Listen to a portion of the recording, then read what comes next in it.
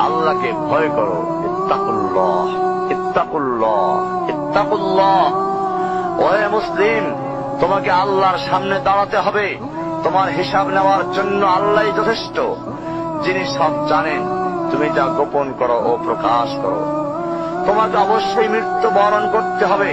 যখন তুমি দুনিয়ার সব কিছু ছেড়ে চলে যাবে, শুধু তুমি আখিরাতের জন্য যা সঞ্চয় করেছ তা নিয়ে সাবধান হও তোমার শেষ আমলের ব্যাপারে। তুমি জানো না কখন তোমার শেষ মুহূর্ত। তুমি কি প্রস্তুত মৃত্যুর জন্য? তুমি কি প্রস্তুত কবরের সওয়াল জবাবের জন্য?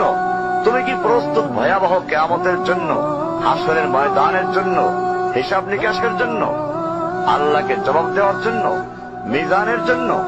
তুমি কি প্রস্তুত চুলের চাইতে সূক্ষ্ম, তরবারির চাইতে ধারালো পুল সিরাতকে পাড়ি দেওয়ার জন্য?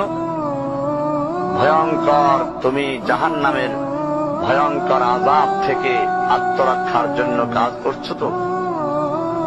যার ইন্ধন মানুষ এবং পাথর, যার আগুন ভয়ঙ্কর উত্তাপ সম্পন্ন কালো বর্ণের, যা হৃদয় পর্যন্ত জ্বালিয়ে দেবে, এমন উত্তপ্ত পানি যা নাড়ি ভুঁড়িকে বের করে দিবে। রয়েছে খাবারের হিসাবে জাক্কুম ও গলিত পুঁজ।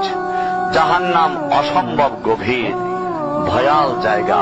কঠোর হৃদয় ফেরেশতারা নিযুক্ত, যেখানে শাস্তির মাত্রা বৃদ্ধির জন্য শরীরকে অনেক বড় করে দেওয়া হবে।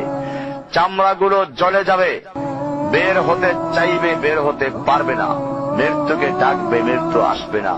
ভয়ঙ্কর শাস্তি যা অনন্তকাল ব্যাপী চলতে থাকবে।